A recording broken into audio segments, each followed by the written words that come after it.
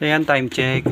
8:38. So 8:38, dami nating load lahat sa baba tsaka sa taas.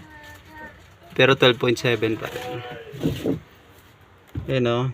Battery natin, e-bike battery, gel type.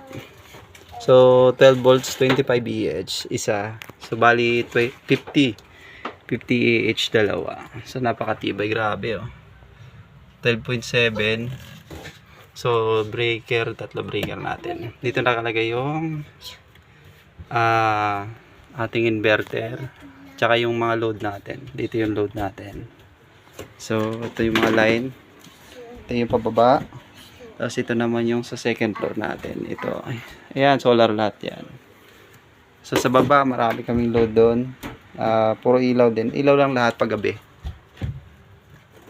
So ayan, yung setup natin. Ito breaker. So pag umaga, naglo-load kami. So ito lang ginagamit ko. Dito ako nag-jump. So ito yung gamit ko pag nag-jump ako pag umaga. Pag full yung battery lagi. So ayan. Ito lang ginagamit ko.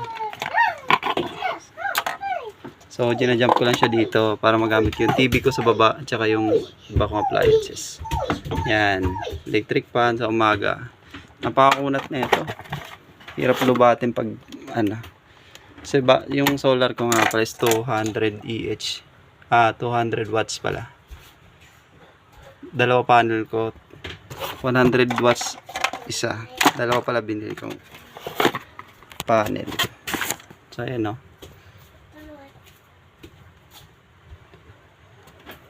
Yan. Pag umaga naglo-load ako ng mga electric fan, TV. Pag gabi ito ilaw lang, lahat ng ilaw. Yan.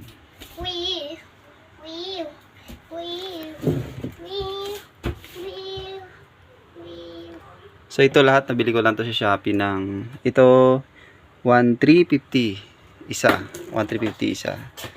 So yung panel ko nasa 1,550 isa. So isang setup mo mga 8,000 mga ganito.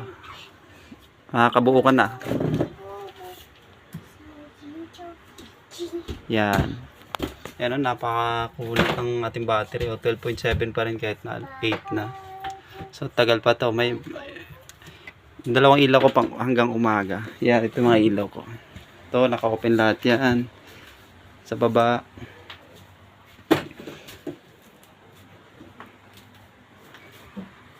Yan. Ito.